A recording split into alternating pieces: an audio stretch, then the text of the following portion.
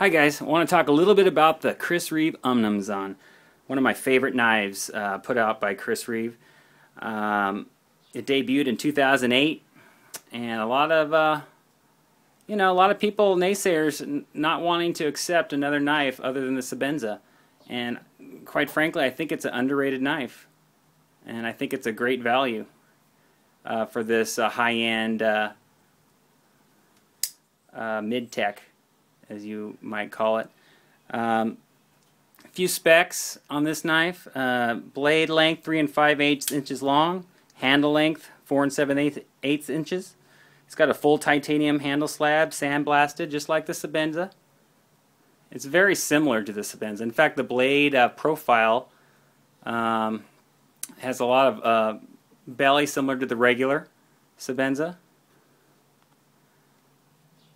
It has a harpoon type shape, a little more aggressive looking, a little more tactical maybe some might say, but I think it has an artistic flair. I think it's beautiful. It's a little more rugged of a knife. Not that Sebenza is a slouch, not by any means.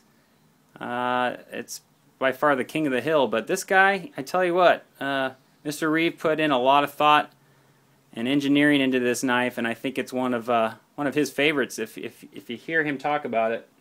And let's talk a little bit about some of these specs. It's got a tumble blade, just like the Sebenza does on most of their knives. Dual thumb studs come standard on this one. The thumb studs act as the blade stop.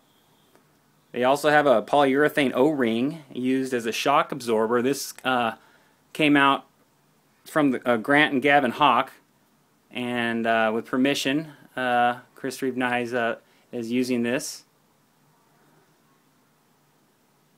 It's got some larger jimping that you'll find on the Sebenza. Very functional. I find a lot of the jimping on the Sebenza has changed many times over the years, but I find that for the most part, not too functional.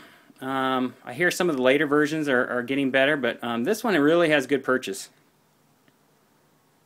These two examples have S30V steel, and they utilize the Chris Reeve integral lock.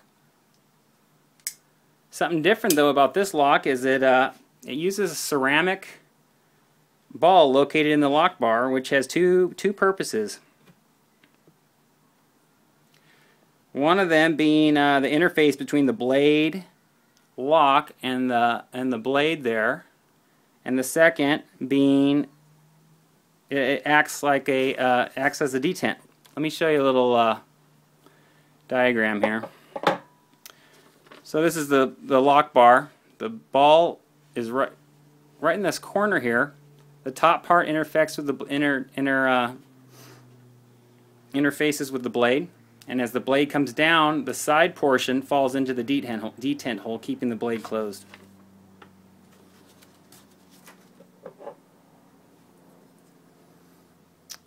This is the traditional or the standard model pattern. It has this crosshatch pattern. Gives good grip.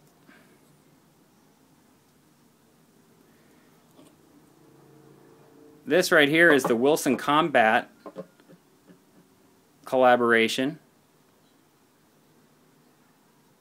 and has their starburst pattern they put on the grips of their pistols. This is my favorite, one of my favorite knives. It's beautiful. I enjoy. It's got good grip. It's just I think it's a really pretty pattern. There's no pivot bushing on this knife like the Sebenza. It's a pivot screw and pin, nice and large though. A lot of people were upset about that. They like the pivot bushing. You're going to have to adjust the tension a little bit on this to get it just right, but you know what? The tolerances are so tight on these things that it takes no effort at all to do that. Chris Reeve recommends using Loctite to hold the pivot down. It does need something. I've had this without any Loctite, and it will loosen over time, and you'll get little blade play. Not in the open position necessarily, but at the closed position, you'll get the blade moving side to side. But personally, I prefer using just a little bit of Teflon tape. Teflon tape you'd find at the hardware store. Easy to find, very cheap. Wrap a few wraps around the screw, screw it in, and this thing's solid. It will not move. I've flipped it out many times, and I have no problem having that pivot stay put with that. And I figure it's not hurting the knife if it does come loose eventually. Fine. I'd rather use it if I can. Just spare the Loctite. They recommend using purple Loctite, which is not that easy to find. It's less strength than the blue. I think they may recommend that just because of the tool that they have put out for this. That's sold separately. It's made of Darylin, and maybe they're afraid that it'll wear those little teeth on there over time if you have too strong of Loctite. But this thing is easy to put together. I think it's just as easy, or maybe even easier, than the Sebenza. You don't have to worry about pinched washers. They just kind of sandwich right together, and with a quick little tension or just adjustment on the pivot, you have it dead center and ready to flip out, nice and smooth.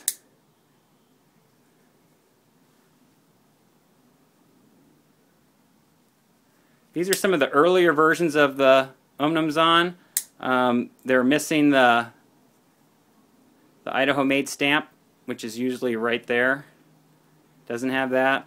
And also on the lock bar, you can see it's flat. They've tapered these now, so supposedly it's a little easier to open left-handed. Quite frankly, I can never open these left-handed, even with the updated lock bar. I use the glass breaker on the top, and I can just open up there and open up with my left hand.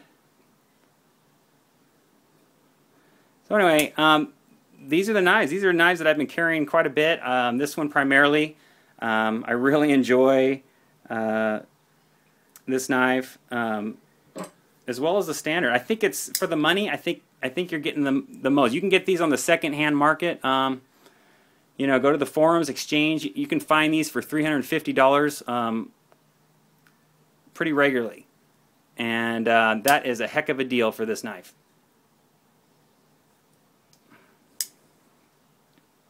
Anyway, for any of you that are wondering, or just wondering if you should get a Sebenza or Umnumzaan, they're all great. I love them all, but this is one I think you need to take a look at.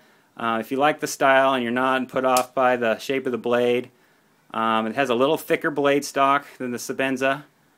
It's a hollow ground blade. It's got a lot of innovative features. It was the first knife that Chris Reeve put the lanyard pin on. The first knife they had the perforated phosphor bronze washers. Two large ones on this one, not a small and a large, but two nice large washers on this knife, and nice and smooth. In fact, if you go over to Solo's Knife Review, he's got some great reviews on the Umnumzaan. Go check him out. He really pushed me over the top and sold me on these knives. He has one where he's sticking it in the sand at the beach, and this thing just rinses off, and it's as smooth as it can be. And it's just a testament to the tolerances on this knife. You couldn't do that with some other knives, but since this thing's so tightly put and well made, put together, you can pull it off. It's a nice knife. I love it. Thanks, guys. I really appreciate the community here. Learned a lot about knives on this on YouTube, and so one thing when I get ready to buy a knife is I'm just wanting to see different views, different opinions, get some ideas of what's out there, and I hope this is helpful to some of you. If you're interested in seeing more of my CRK collection, let me know, and I'll be willing to put up some more vids. Thanks. Take care.